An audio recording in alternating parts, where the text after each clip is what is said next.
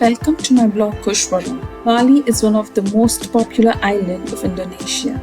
Bali is so diverse that you can find crystal clear beaches to thick forest, from incredible waterfalls to volcanic mountains, incredible landscape of rice terraces and historic temples. Bali feels like an exotic vacation you can only dream of going, but in fact, it's one of the cheapest international destinations you can visit.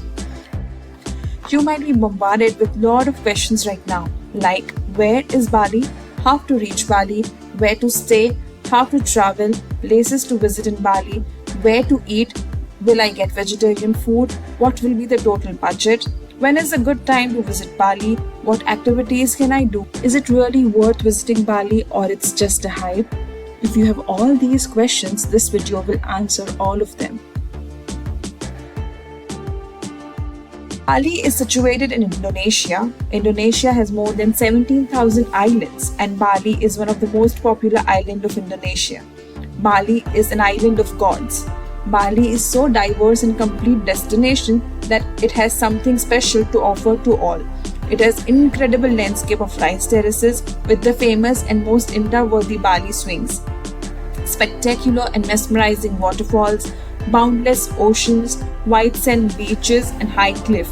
It is perfect destination to dive in for snorkeling, perfect to do surfing.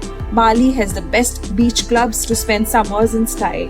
Bali has unique culture, ancient temples and age-old rituals. The best thing about Bali is people are very friendly and welcoming. After visiting Bali, I can tell you that it is indeed worth the hype, and in fact, it is even more beautiful than what you see in the photos and in the Instagram. Asia is a Muslim-dominant country. Bali is a Hindu-dominant island. There is more than 80% of Hindu population in Bali, and they worship Lord Ganesha, Brahma, Shiva, and Vishnu. Even though the religion is the same, the tradition and the practices differ from other Hindu-dominant countries. Balinese people are very sweet, kind and helpful. You will notice that in your Bali stay. Bali has a tropical climate, warm and humid all round the year. Bali just has two seasons, dry season and wet season. The rainy season is from November to March and dry season is from April to October. The best time to visit Bali is between June to September. During this time, the weather is pleasant, not too sunny and not too humid. July and August are the peak seasons in Bali as they are the driest month of the year. Flight, hotels and activity are very costly during this time.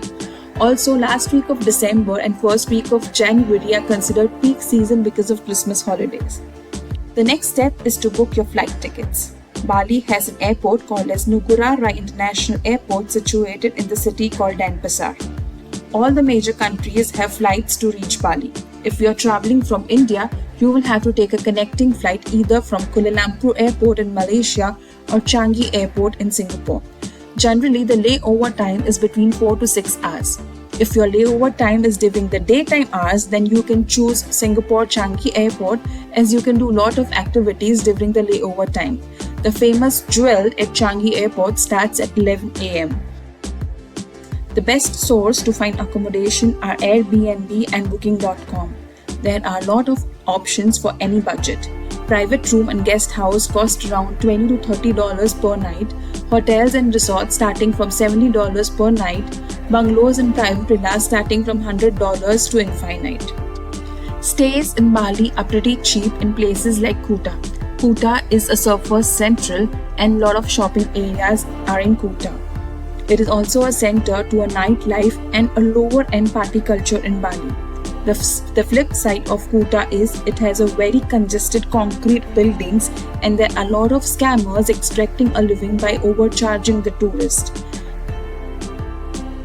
If you are looking at the mid-range or luxury properties, then there are plenty of options in Seminyak, Canggu and Ubud.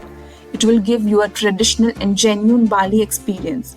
If you are staying in Bali for more than 5 days, then I would suggest you to stay in Seminyak region of South Bali for some days and in Ubud region of Central Bali for the other days.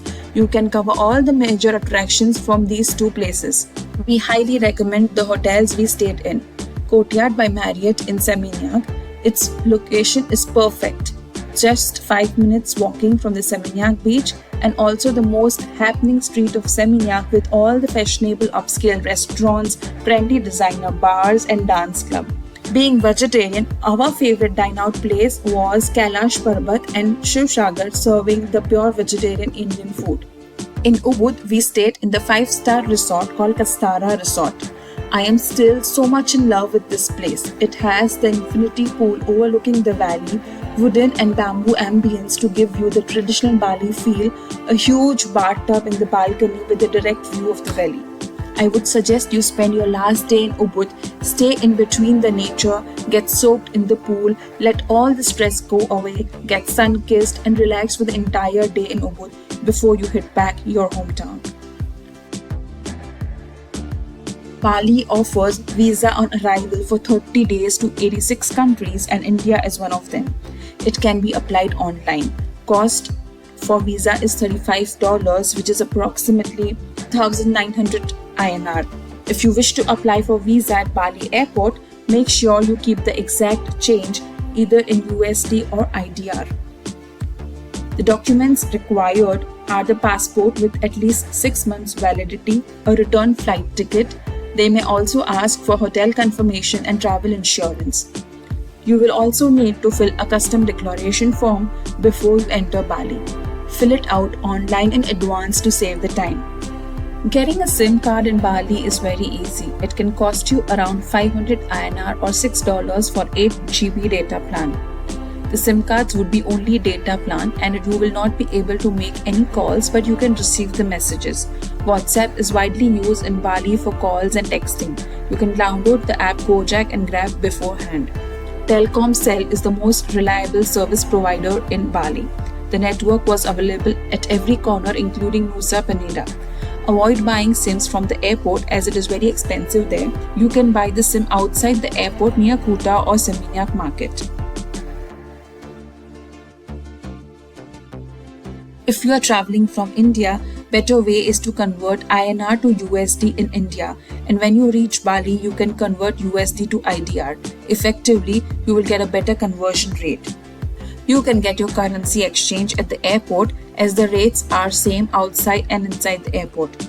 Moreover, you will need your IDR immediately to pay for the taxi from the airport to hotel.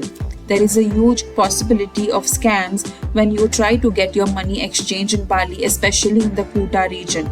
So prefer authorized money exchange centers only. Modes of transport. Bali doesn't have any public transport, so there are 2 options to choose from. You can either hire a cab or a bike from Gojek or Grab, or rent a scooter or a car.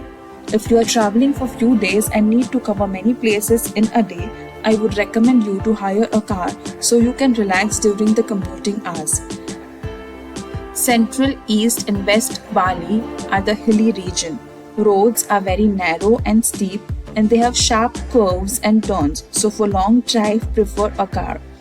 You can cover Central Ubud on bike and it is an amazing experience with the lush green fields around you. If your stay is for more than 2 weeks, the best and economical way to travel the island is to rent a bike for several days in every region you stay and move from region to region by taxi to comfortably move your luggage. Bali offers a wide variety of places to see, including beaches, temples, mountains, waterfall, beach club, rice terraces and photo spots, and also nearby islands like Nusa Penida and Gili Islands. I have made a dedicated video on best places to visit in Bali. I have shared the link in the description box below. While you stay in South Bali, you can cover a lot of beaches, day clubs, beach clubs, Garud Vishnu Cultural Park,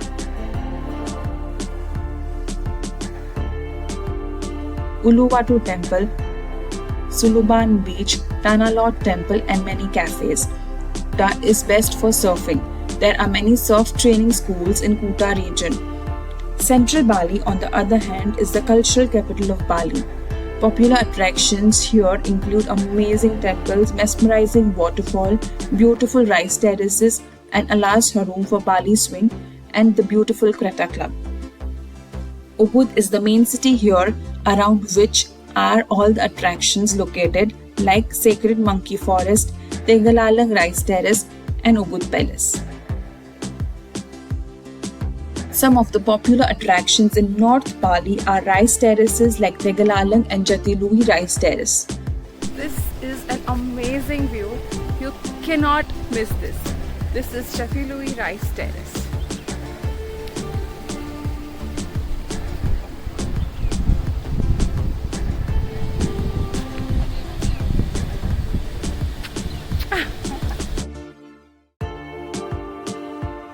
East Bali has laid-back villages, active volcano, mighty Mount Agun, hidden waterfalls, temples such as Lepungyang Temple, also called as the Gateway of Heaven, Tirth Ganga and Baisakhi Temple, and also famous Instagram spot like Lahangan Sweet Point.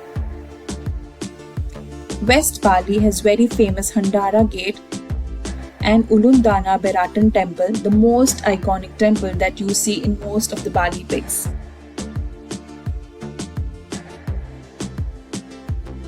On the southeast coast of Bali, there are 3 islands called as Nusa Island. Nusa Penida is the biggest island among the 3 and it is the most popular one. Nusa Penida has the most beautiful attractions like Kelingking Beach, Angels Billabong, Broken Beach and Diamond Beach, and also the popular diving activities are done here. Apart from these places, there are 3 more islands called Gili Islands. They are the party islands of Indonesia. Bali has a very beautiful handcrafted products. Many street shopping options are available here. Shops in GWK and Ubud markets are the cheapest and feel free to bargain. I suggest you to check out Krishna Ole Ole in Kuta for best souvenir shopping. Bali is a paradise for non-vegetarians. You can try your hands on variety of seafoods. But if you are a vegetarian, you will still find food to survive. For pure vegetarian Indians, there are restaurants such as Kailash Parbat, which have 2 outlets, one in Kuta and another in Seminyak. Also, there is a restaurant Shiv Sagar which has wonderful Indian vegetarian food. In Ubud, there is a restaurant called as Bombay Masala which also serves pure veg Indian food. There are many other places and cafes where you can try the local food. The most famous local dish of Bali is nasi goreng, which ideally means rice with vegetables. Budget and other cost. Total cost of the trip depends on various factors such as mode of transport you use, type and location of your accommodation, food you eat, number of days you spend, activities you choose to do. For us, it costed around $1,800 per person, which is 1,50,000 INR. The fixed cost includes return flight tickets and visa cost and entry to the various tourist attractions. The variable cost includes the mode of transport. Bike will cost you around 400 to 600 INR, which is roughly $7 per day for 24 hours, whereas the car will cost you 4,000 INR, which is roughly $50 per day for 10 hours. The drivers act as a guide and they will also take the photographs in various locations. The average food cost is around 1,500 INR, which is $15 to $20. Nusa Penida day trip will cost you around 5,000 INR or $60. Accommodation can vary from 3,000 INR to 12,000 INR per day depending on where you choose to stay. Other activities like snorkeling, scuba diving will add up to the total cost. And of course, the shopping cost, which I'm sure everyone does to carry the memories from Bali. Let me know if you have any questions in the comment section below. Share this video with the one you are planning to visit Bali. I am making more videos on Bali, so make sure to subscribe this channel. If this video was helpful, then hit on the like button. See you in my next video. Until then, keep traveling.